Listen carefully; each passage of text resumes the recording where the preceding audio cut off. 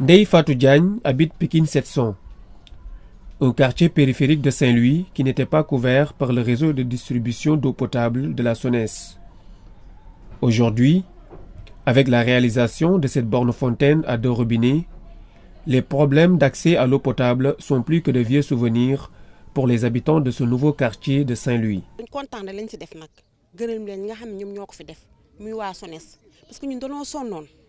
dañoo sonnoon fu na leen daan roote ji dañ daan def ay 2 kilomètres di dem pour wuti ndox sonn bay bëgg a dee waaye bu ñu fi indilee kii bi ba tey dañoo sant yàlla parce que mi ngi suñu buntu kër léegi si.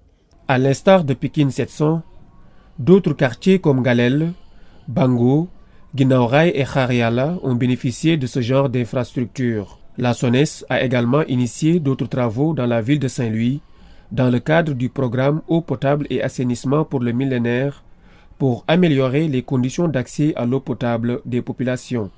Le coût d'investissement de ces ouvrages s'élève à plus de 3 milliards. Les réalisations de la SONES dans la zone de Saint-Louis consistent à faire des ouvrages de production et des ouvrages de distribution. Concernant les ouvrages de production, nous avons une nouvelle pompe qu'on va installer au niveau de Bango. Nous avons l'extension de la station de Khor, qui va passer de 15 000 à 18 600 m3 jour. En dehors de cette station, nous allons faire aussi une conduite de refoulement qui va relier cette station au château d'eau que nous sommes en train de réaliser à l'entrée de Saint-Louis, au niveau de l'Eibar.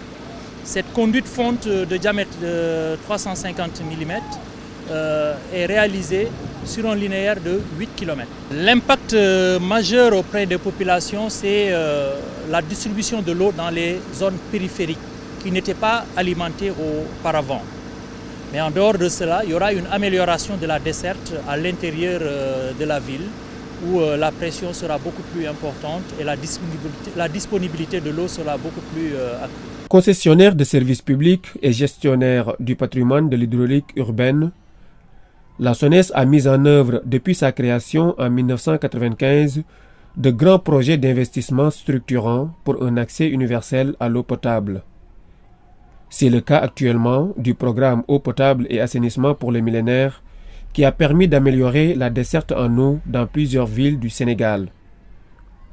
Toujours dans le souci de répondre aux défis incessants du sous-secteur de l'eau, la SONES a déjà réfléchi sur des projets qui vont permettre de faire face à la forte évolution de la demande en eau et assurer une distribution stable en eau potable.